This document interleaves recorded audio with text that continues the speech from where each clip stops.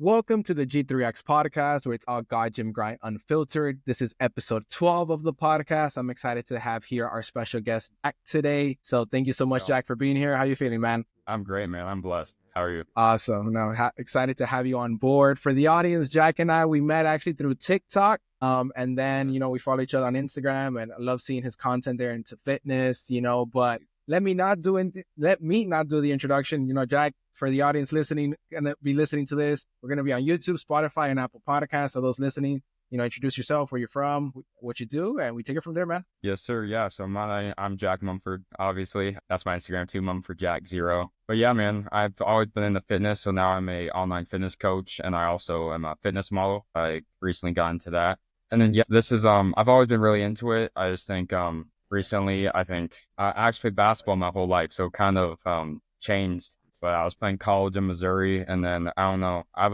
a pretty spiritual dude. I have a very close relationship with the Lord, I feel. So I felt him tell me I need to come back, and I'm loving this, dude. This is like the most fulfilling thing, like helping people and like seeing the lives you can change. So that's basically what I do in a nutshell. Yeah. Awesome. No, I love it. And I agree with you there. Like that touch and like helping others, because you're ultimately, in a sense, giving back. And I think that's what it's all about. Like even here with G3X Fitness, like it's like two-way fold. One, like getting people to empower them with that mindset of like God, gym, grind. Like, hey, put God first, hit the gym, and life will always throw you challenges, but you grind it out, you overcome it. It's kind of like that mindset mentality. Like, hey, you got this, keep going, God, gym, grind. But then at the same time, with us, we actually work with a nonprofit where we actually give like percentage of the sales into them that help like kids, like their family, clothing over there in like Central America.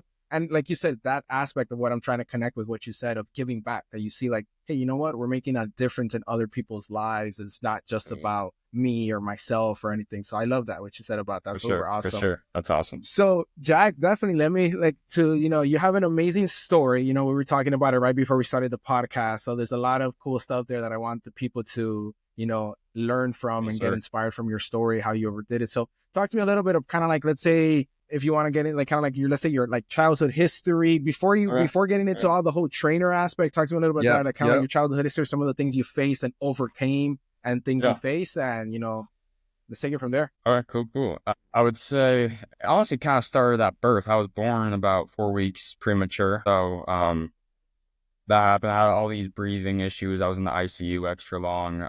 Obviously don't remember that, but my parents tell me like my mom would be on the freeway, then all of a sudden she had to pull over because I guess I had something hooked up to me, so that'd start beeping or whatever. So I had that for a while. But no, and I honestly don't know. I wouldn't even say like as a really like toddler years, I was completely fine, but I think, and this will make sense later in my story, but I always have had like anxiety, like pretty bad.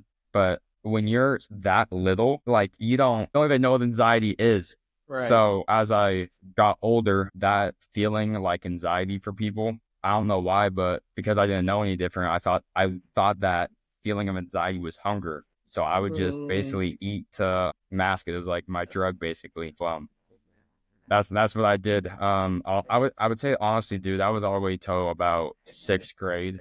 I'm gonna go back to 2nd grade because during that time, I would say it was mostly the eating stuff, but I'll get into this too. Bullying was a big issue, but it didn't happen to me much in elementary school. But 2nd grade, I moved to Arizona. I was in Portland, Oregon. I lived there for about 8-9 years. There at the time, my dad is he runs an auto auction, but at that time he was traveling all across the country, so he wasn't home a lot. And one of my best friend's family, his dad, he was a father figure to me at that time because mine was always gone. Unfortunately had some mental health challenges, and he actually, I won't get into specifics, but made a decision that ended making him end up being in jail for 20 years. Speaking of anxiety, so this was his 1st grade. So this was 2012, 2011. I don't know how old I was. I was 12, 13. I was like 8, 9. I just lost like a huge person in my life, and I have no idea where. So I honestly think that was a big point of Like if I look at pictures, second grade, that wasn't that bad. After that's when like I just started like I ate everything. But no, I think that was a pretty big event now that I look back, especially this year, just looking back at everything. But yeah, I would say that was pretty big. I still think about that. That's a hard one to get over. But yeah, dude, I would say so. I'll say let's go to sixth grade. Sixth grade. I was a big kid. I think I weighed as much as I did in sixth grade as I did as a junior in high school, to put in perspective. Do you know how much in pounds or so, like at that like yeah, I think, age? Yeah, I think 100, which like, but you have to think I wasn't that tall. I was like I want to say 4'3", but I don't even know. Yeah, I get you. Yeah. Yeah, at that age and everything small, is like, dude. Yeah, I get you. At that age and that weight. Now I got. But anyways, yeah, because I was the dude on the roller coasters in like elementary school. They had to like put the thing on your head to like make sure I fit on it. But no, dude, it was actually one of the last 2 weeks of school. I had a best friend, like during class presentations, he made a fat joke about me. It was legit like one of my best friends. I don't know what that did, dude. That just motivated me like nothing else. So in the span of, I still live in Arizona, but it's year-round school, summer breaks it's a month and a half. It's pretty short. Dude, I'm not lying. I legit lost 25, 30 pounds in that sort of time. And it wasn't like unhealthy either. I wasn't even doing like a jump of cardio. It was just healthy eating. I was still eating a good amount. It was just all healthy, whole foods. That's kind of what started everything. But then, so now we're in seventh grade. I'm still pretty small. And I'll get to the reason later. But now I'm the small, skinny kid. So now like, it's the opposite. But now it's weird, dude, just because I'm this small dude and I'm a very nice guy, and I don't know why, but because I haven't dealt with it until now when like this bullying shit started. Because bullies, or what's the saying? Predators eat prey. Like because they're weaker. So I was a smaller, skinny kid, so they're gonna go after me. But I did not. I was small and I didn't have a big self-esteem, so I didn't stick up for myself. So to get into the specifics, I had a kid one time, he grabbed my hair. So like the teacher was doing a lecture, so he grabbed the back of my hair and slammed my head repeatedly against the desk whenever he would look away. And the entire class is just laughing, like they're not even saying anything. That was a big one. I had a kid in my English class that we'd be sitting across from each other, and just whenever we weren't up and doing something, he'd kick me repeatedly in the shins. So I would get home and my mom's like, "What's all those bruises on your shins?" I'm like, I would just make it up. Be like, "I don't know. I'm playing soccer or whatever." But even though I play basketball, but that's a big thing. My parents still ask me why I didn't tell them. I'm like, there were gangs affiliated with my junior high, and there were other stuff like I did have a knife actually pull out on me once. I'm the most like genuine, like chill kid, and everyone's there like after you. Quiet. I don't know why me, but yeah. So that was interesting. So this is where anxiety got really bad. I had panic attacks every single day after those two things. Literally, I would go in the bathroom. At least for me at that time, when I had panic attacks, I was like crying like nonstop, and my heart was coming out of my chest. So if I could, which is most of the time not, get my self to calm down, I'd go to first period. But there was, I think, second quarter of that year, I only went to my first period like 4 times, because that was a class where most of it happened. So I could power through the rest of the day. But it was that, and I think my second period class. So if I ever had an appointment, I'd make sure it's during that period, so I'd miss it. But yeah, that was obviously pretty rough. I think I had some panic attacks during class, which is embarrassing because you're crying in front of the dudes that bully on you, so then it's gonna like make them feel bad or whatever. Yeah, I get you. Yeah. But yeah, dude, I would say 8th grade, I ended up transferring middle schools. And then that was one of the best years of my life. All my friends were over at that school, so I did good there. I still got like some jokes. It was more about being smaller than everyone else, but nothing crazy. I will say, so during the end of this year is when med-wise, I was getting my braces off, and they just saw something weird. Like they didn't know if it was to like glare or something, because when you get an MRI for your braces, like it's focused on your teeth, not like your entire head. But they saw something that obviously shouldn't be there. So I waited a few months and I went back when I got my braces off. But by a few months, this went to now we're freshman year of high school. They found a brain tumor in my pineal gland, which that's where your testosterone, your growth hormone, your like basically all, I mean, that's what you need to grow. And basically my body just wasn't making it at all. But at least, I mean, obviously that's scary, but it gave me an answer to why I was a lot smaller than everyone. But no, I never did injections or any of that. I finally caught up my senior year. Dude, I was like 5 foot starting junior year, and I ended 5'8" my senior year. It was kind of crazy, dude. It was all of a sudden, but I always knew it would come. I always had faith. When you got then that, like the scan and figured that out, then what was like your initial reaction, especially at the, they're just, freshman high school, like you said, okay, it was an answer, but like, it was like, okay, now I know why, let's say I'm not as tall or etc. But like any other like mental, other like battles that you face internally that you're like, oh crap, how will I overcome this? Were you scared when you heard the news, or like, how did you overcome that? Sure.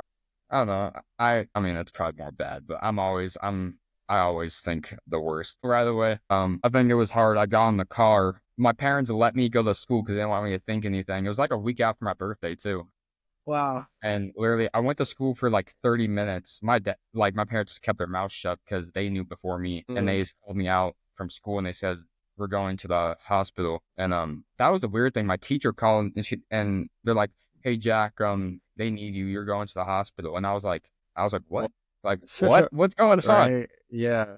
So yeah, I got in the car and I was just talking to my dad, and he was kind of trying to hide it. And then he broke a little bit, and then that's where I was like, shit, it's serious. Yeah, I think it was worse. And I asked my dad why he was emotional about it, and he just said just because they're not trying to go through anything that they went through, and by that I mean they had 2 kids miscarriage, so that kind of reminded them of that. So, but yeah, it was all that. I got all the tests and all that, but no, dude. After that, it just gave me a different perspective on life. I mean, I'm not a dude that wastes time at all. I don't put up with it. My friends know that if they want to do BS, I'm not doing that. I've never had a sip of alcohol in my life. Never been to one party. I don't do any of that. Life's too precious for that, and that's what that taught me. You can't waste 1 second. My Google Calendar is literally scheduled by like every 15 minutes, like every day. Like I don't waste time. But no, I would say that's what changed about me. Obviously, mentally, it's still rough. I'm still not confident sticking up for myself and that sort of thing. But so after this, basketball wise, that during this time I was all playing basketball, but it's not that big of, I feel like, my story at this point. Going to sophomore year, I transferred to a Christian school actually. So this is kind of interesting. So I transferred to a Christian school, which I'm Christian. And I think going there, I just thought, you know what? I did go there mostly for basketball. I had connections over there, but I was like, I'm not going to have to worry about bullying and everything. I was trying to escape it. I'm like, these are Christian kids and everything. Man, I couldn't be farther from the church, dude. That was the worst it was, dude. It was horrible. I'm not gonna lie. I'm trying to... Yeah, because I imagine, like, just because it's Christian, like, there's a bunch of kids that probably their parents put them there for whatever reason, but they're probably not even Christian themselves. So then it's like a mix of everything. Yeah, and I don't come from I live in a middle class family, but it's not. But dude, there's kids driving Ferraris because their dad's in the NFL and stuff. Like, it's just different. I personally can't relate to that because I've had to work for everything I've had in my life, and they're just handed all these things. Yeah, they come with a different mindset. I see what you're saying. Yeah. But like, dude, this is actually crazy. I think if I remember, I was legit made fun of for how hard I worked. Like basketball wise, I'm just gonna give you a daily schedule. I would do a ball handling workout in my garage every day before school, and then I would get to school. I'd have weights in the morning. After school, I would get on, they had a shooting gun, and I'd get up like 500 shots for an hour and a half. And then I would go home, and then I would either have a training session with my basketball trainer, or I'd go by myself and get workouts. And I'm so obsessed. I would like write down the workouts, track everything. There you go. Yeah, nice. Definitely when got you're the that OCD. level of focus and everything. Yeah. Yeah. But no, and then if it was, depending on the time, if it was in season, we had an open gym. I mean, that's just how I am. But no, kids would literally be like, "You're just weird, dude. Like, why you work that hard?" And That's all that. crazy, man. That's nah, so crazy. yeah. And you ever doubted yourself? Like, oh, why am I doing this for? You're just like, nah, I don't care what they think. Or how did you handle those comments? Not at all. Which is actually kind of weird, dude. I didn't realize how small I was, dude. Like, I never saw myself as different, which is the weird part. Interesting. There you It's go. just really weird. Like, I just never saw it, dude. Until now, I go back, I'm like, shoot, I was really killing it on the court when I was that small. I was like, damn.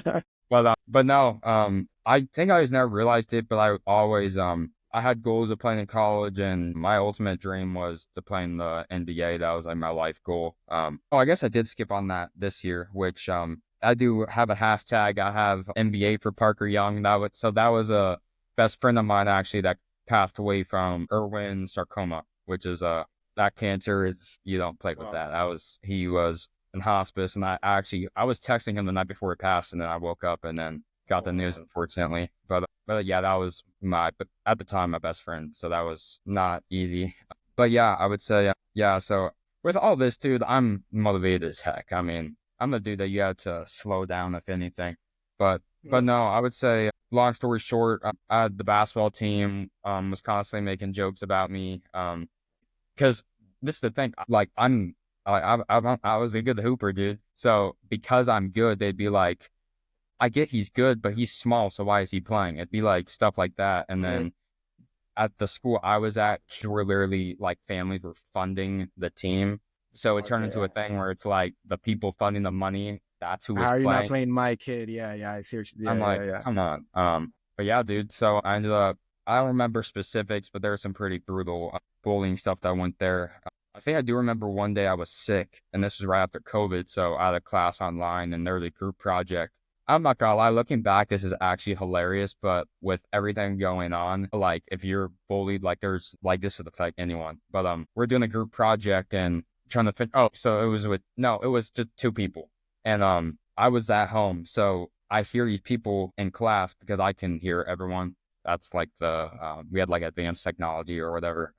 And they go, "Hey, can we have Jack in that group? Because technically he's half of a person, so we'll have 3 people or 2.5 people in that group if he's in it." Dude, I don't, at that time, that, like, honestly, I think that's kind of funny now, but at that time, that really bugged me. Triggered you. Yeah, there was some, dude, I forgot the other stuff. There was this one kid that just wouldn't let up. Like, there was a kid that, like, he slapped me in the face one period, and literally, like, the teachers just don't do anything. So I ended up doing, I couldn't even finish basketball season. I went and did online school the second semester. But yeah, dude. So that was obviously that's rough. crazy. No, yeah, I see. So, like, yeah, no. So ultimately, what I'm also, like, getting from your story, like, ultimately, and for the audience listening to this, ultimately, of course, like, let's say there was many issues, multiple different scenarios of bullying from, like, let's say middle school, high school, and everything of the sort. And we're just getting started with that too. Yeah, you get me? And then I would say, despite all the, like, the crap that you literally had to deal with and put up with, how there's always that story of it could go both ways. You take the bullying and you become, let's say, like, that mean person to bully others, right? Because, that's what they did to me. But I would say, from what I'm seeing from what I've seen through socials, which I know we're going to get into, is like, you're the opposite of that despite all the negatives that happened to you, you didn't let that affect you, turn you into, let's say, a bad person. Used it for good, like you said at the beginning of the podcast, where now, let's say, you're a trainer, love helping others, where one could argue, like, hey, why do you want to help others when everyone gave you crap, exactly. In school and everything of that sort. So that's one thing I definitely want the audience to pick up on, that, because I think that's, it's ultimately not, how would I say this? And, you could add to it, this is not like how you even said it, I believe, on your post that you have pinned there. It's not about that victim mentality, but it's more like, whatever life throws at you, just like we say here, godgymgrind, whatever life throws at you, you grind it out and you overcome it. And you're a perfect example of a bunch of stuff that, during childhood, middle school, high school, that you had to deal with. And you didn't let that turn you into a negative person. If anything, you probably learned from it. And I bet a lot of the way you treat your clients and how to maybe like you motivate them or this is because of how all those negative treatments, like, you know what? Absolutely. I'm not going to let people I'm not going to have other people feel like they made me feel. I'm going to feel like bring some positivity into the world, right? Yeah. No, absolutely. No, absolutely, dude. That's it.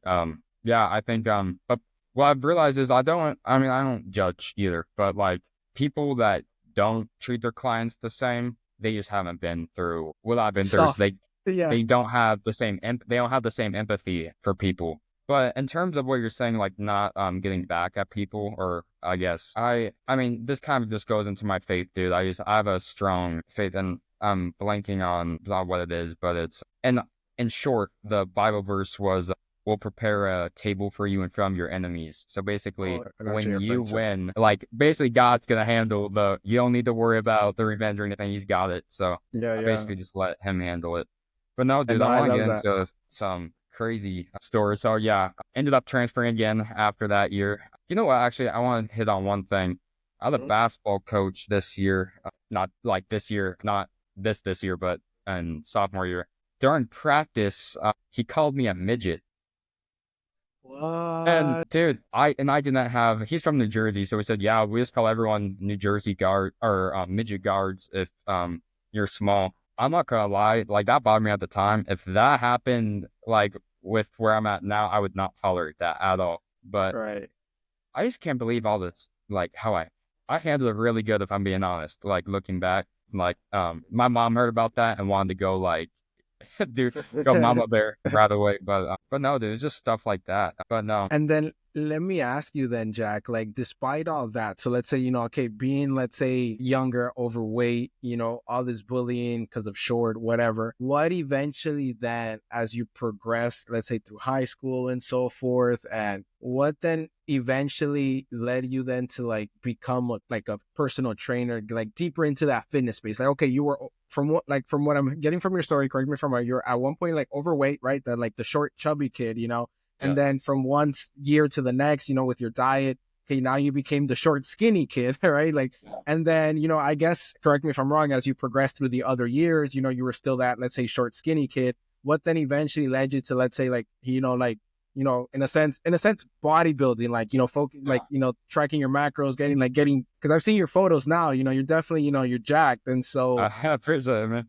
And, you know, getting yourself fit to then eventually led you to the coaching. Like, talk to me a little bit about that. I would say that was senior year. I was really I was still really skinny, and basketball wise, I played for a national prep team, and my coach said if you don't get to 160, you don't stand a chance. So that was kind of my motivation. I'll go back and touch on that. I want to answer your question, but I would say that was a big part of it. But due to some specific bullying incidents, it was just kind of an all-in-one thing where I was like, this ain't happening no more, like at all. And the crazy thing is, literally after I put on 20 pounds of muscle, after my senior year, like no one said a word to me, like, which that kind of showed me how much like disappearance. Yes, and like sense. No one should bully.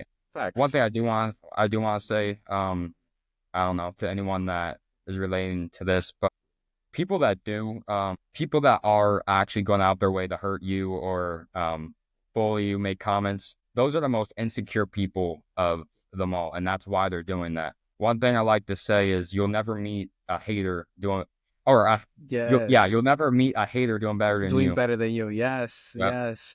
Never. That's so like true. I was just talking to someone about this.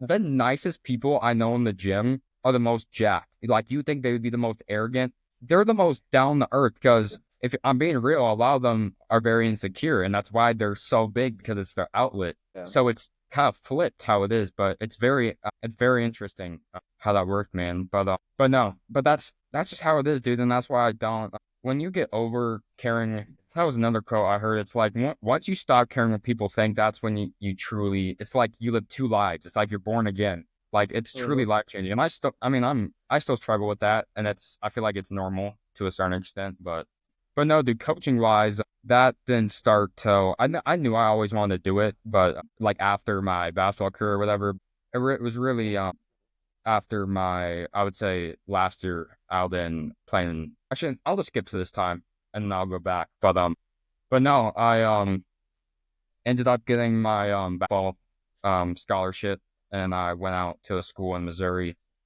and I was there for a few months, and I don't know, dude. I just think I did have some like brain tumor symptoms, like my eyes were twitching quite a bit, which is a symptom. So I was kind of freaking out a little bit, and then yeah, I was having some like heart palpitation stuff, and with all that was right after Bronny James actually had his heart attack. So that was on my mind. I'm like, dude, I don't want to go through that. So I prayed about it for a week, and I had really good intuition, and that was one of the hardest decisions I made. I came back, but it was the best decision for me, and I went fully into coaching. I'm with a mentor. My mentor is Brandon Carter. I work with him out of Miami too. So he helped me get it all going. I've been doing it ever since. And like the competitiveness I had for basketball and obsessiveness, that like you transferred that with the yes, it took its place. But that's why I'm as obsessed with it now. Is I think I don't do anything and not try to be the best at it. So if I'm going to do anything, I'm going all in. So I think that's why I've been able to have success, even though it's been less than a year I've had this going. But that's really how I love that. I think that's super cool, because I love the fact, and it was something else. Because I mean, let's say, and for remind me again, how old are you? Just turned 20.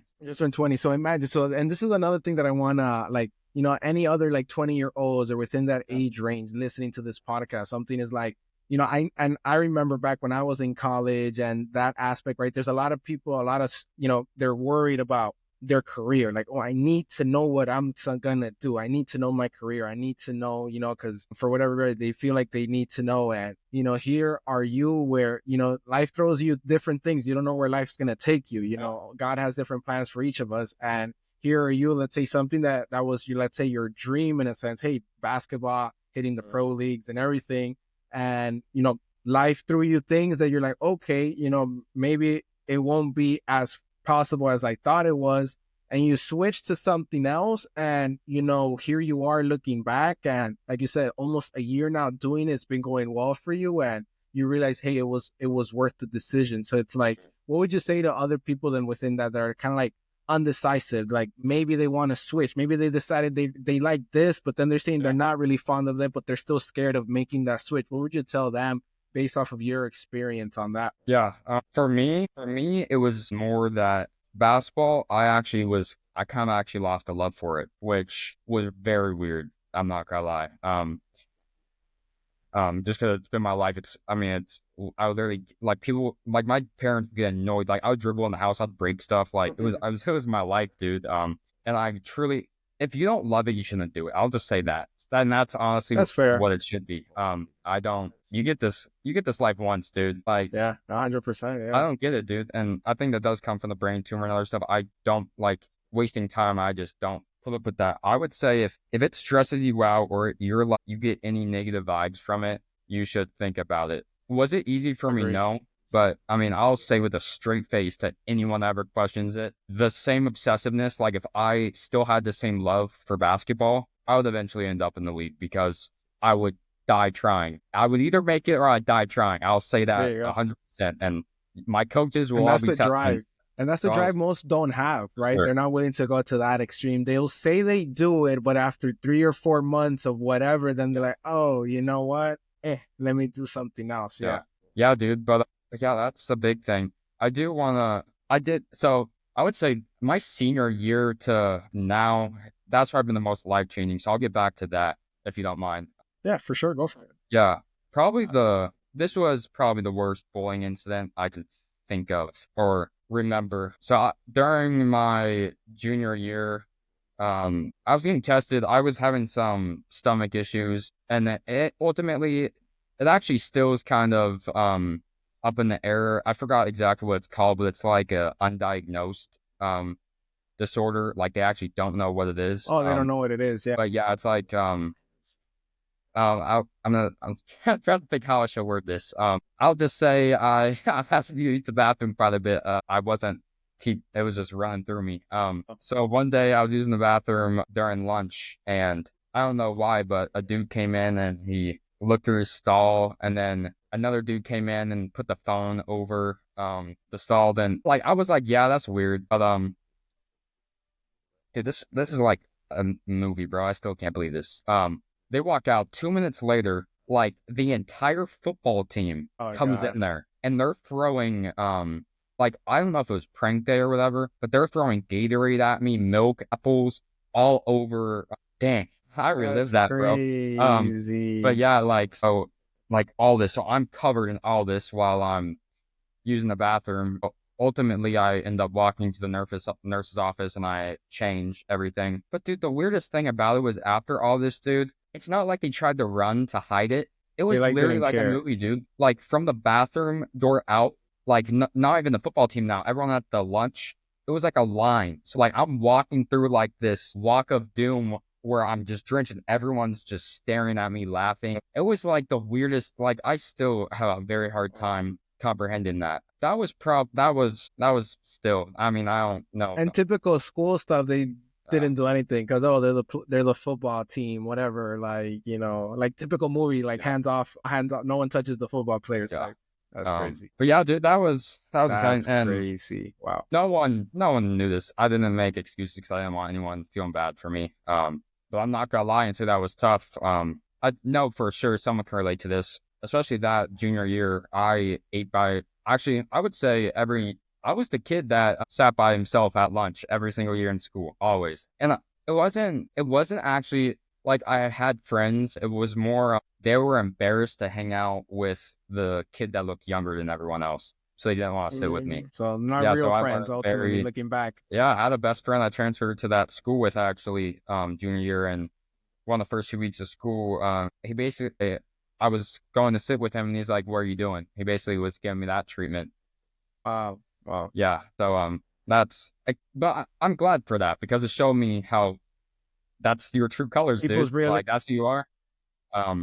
And then the funniest thing is people always come around when they see you successful. I remember that specific dude congratulating me at our school assembly after I got my first offer. I'm like, okay, so now you're gonna be cool and stuff after I got scholarship and all that. That's crazy. But no, dude. So junior, senior year was a big change for me. That summer, I'm trying to remember. I think I had basketball wise, I got like MVP at a live period thing. So I started getting some, I don't know, buzz. I don't know. So I went into that next year and I definitely put on some good muscle over the summer. I continued that into next year. At the beginning of the year, I made the decision to play for a prep team that I got in contact with. They actually saw me play that summer. So that was a big motivation to why I was in the weight room a lot and all that.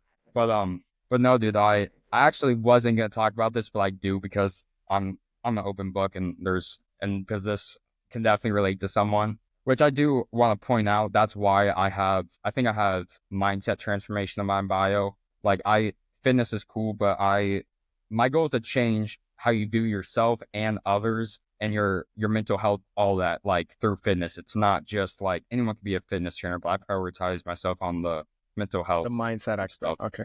A lot. But no, dude. So senior year, this is kind of taking it, but it'll come back. I all throughout high school, dude, I told myself I wasn't gonna get a relationship. I was too driven, didn't have the time. Yeah, but I'm starting second semester of that year. This girl starts like it's obvious she likes me, all that. So long story short, I end up getting into a relationship that goes into the summertime, and I'm trying to think. So this semester was when I was graduating high school, so I had all that. It was a fun but stressful time for me just because I was deciding whether I wanted to go commit to a school, if I wanted to stay, which I did ultimately. I did a post-grad year. And then, or did I want to commit to school? So it was a pretty, it was hard for me. And then it was my first relationship. So I was kind of, I mean, everyone goes through that. Yeah. But yeah, but one thing that entire experience opened me up to was that still from like the time when I was getting bullied earlier, I still hadn't developed the self-respect. Like that whole relationship, I'm not gonna lie, I should have ended it after a week. Like it was ridiculous. I mean, the time, energy, money I put into it, or her, and I didn't get reciprocated, it should have, I mean, you it's look back and you're like, wait, how did I allow that? I know exactly what you mean. I think we've all been there. Yeah, dude. But no, dude, I'm not gonna lie. That relationship was a big piece for me why I didn't I didn't commit to a school, because I actually I don't date, I'm still like this. I don't date if I don't see it long term. That's fair. So I saw long term. And then literally everything's good. Then 3 days later, she meets me, and it's not private either. She wants to do this at a public restaurant where people can obviously hear and see and stuff. And that's where she decides to let me know. And then, and people know this watching, but I don't know as much of, because I don't see myself. I mean, I don't know. I haven't experienced it yet. I feel like girls, I think it's a statistic, 80% of the time they're the ones that break up. If they're breaking up with you, they've thought about it for a month. It's not just all of a sudden. So that's why. But she broke up with me. Then was the classic, you know what? It's not me. Or I'm not ready for this or something like that. This Netflix BS. But no, dude, I'm not going to lie. That was the most depressed I've been in my entire life. And that's actually when I think you probably saw on my Instagram, that was my most recent transformation, when I gained some weight, especially in my face. It was the face transformation, I think. Yeah. But no, I was lost. I'm not gonna lie. I was in bed all day. My hair was so matted just because I was in bed all day. My parents didn't know. They knew what I was going through, but they didn't know the specifics. But even through then, just to touch on that, I want to extract value from that. You never fell into, let's say, any, whatever you want to call it, vices or any negative things that people use as outlet for the pain or anything like that, like drinking, smoking, or anything of that sort. Or did you find yourself kind of going into that? Yeah, I'm gonna spill it all out there. So this and I'm doing a lot better now. It's still, this is something that I don't feel like you always have thoughts of it. But I actually did develop an eating disorder. Actually, I don't know if it's a vice, but I actually got addicted to laxatives. Oh, wow. Yeah, so I was I guess I don't know why that was what, and I don't honestly remember kind of how that all. I think it was because my stomach was hurting from the anxiety and stuff from being in that. So you just go to a doctor, take these. But then, dude, I was having, I was overdoing it way too much. But that was, my vice for the thing. But I think, dude, looking back on time, that was my biggest win, was that loss, dude. Because, what I learned from that, I didn't respect myself near enough, dude. The fact that you can let one person treat you like that and make you feel that type of way, I'm just it's crazy. And then, a week later, I don't follow her or all that. Because, like I said, I don't play games like that. You move on, go forward. After that day, I'm done. But no, my friend showed me a week later. I would her snap story. She's with another dude and all that. And I'm like, typical story. Okay, yeah, that makes sense now. It's probably that she cheated, but didn't want to tell me that. So she said the cliche shit. And I'm like, that makes a lot of sense. Your win. It was literally your win in that point. Yeah, 100%. But no, dude, that honestly affected me a lot more than I ever thought I would. I think just because when you actually truly care about someone that you see a future with, then it's the saying, I have heard this saying, it's you're basically handing someone a gun and just hoping they don't shoot the trigger. Yeah. But yeah, no, that whole No, you learn from it 100%. You learn to respect yourself, to value yourself. And then even from speaking from personal experience, then you realize, you know what, focus on what really matters. Let's say, your own goals, your own career. And then eventually whenever it's say, hey, God has a plan for each of us, whenever in that timing, eventually the right person will show up. And sometimes you're not even looking for them at the moment. You're just focused on something else. And it just happens organically, I guess you could say, versus forced. Then, that's God's timing, as I like to say, as a simple phrase, God's timing. Yeah, for sure. Absolutely. But Jack, also, let me also tell you here, because, I'm seeing the time to wrap it up a little bit, but there's still some other things I want to extract from you, because it's been, your story is very powerful, especially for other, people in that, that find themselves with that similar, story of bullying and everything, how you overcame it. I do want to ask, going back into, let's say, the fitness part of it with your training, with your clients, for those who also maybe are thinking of maybe getting a trainer or so forth, you as a trainer, what would you say, tips to those maybe starting in the gym, or maybe they have already been in the gym and just want to get more serious with their training? What would you say they should look for in a trainer to know if they're like a good fit for them? Absolutely. I would say, and this is for anyone, if you're looking for online or in person, I do have a comment on that. I'll say, if they're your trainer, they should be in contact with you. I do every day, which I truly believe that if you're hiring someone with your money, I feel like that you should be in contact with them every day. But at the very least, they should be tracking your diet and the workouts if they have it on your plan for the days you're not with them. That's in person. But because like I worked at a gym for a while, and the trainers, the clients come in 3 times a week, work out, they're gone. They don't hear from them. So they can, dude, that's 1 hour of 24 hours a day. You have 23 hours to F up or mess up. Yeah, I get it. But good trainers, they will be in contact with you every day to make sure that you're keeping up with what you said you would do, that you're hitting your calorie macro goal, you're actually saying you're gonna do what you're gonna do. Like, for example, I'll get into what I do specifically. My clients, they can't lie to me or BS me. So every night they share with me their macros, calories for the day, depending on what their goal is. I'm making sure they hit that. And then workout wise, I make them track every rep and set, because I can actually, in my training, I do a 100% money back guaranteed. And it's because I actually have a generator that I input this information into on sheets. They tell me the date they want to be this weight and body fat by, and literally it's just math. Say you're 200 pounds, you want to get to 185, you need to be in a caloric deficit of 3,500 calories. So depending on the time they want, obviously, it'd be unhealthy to go more than it's pretty hard to go more than a pound of purely fat in a week.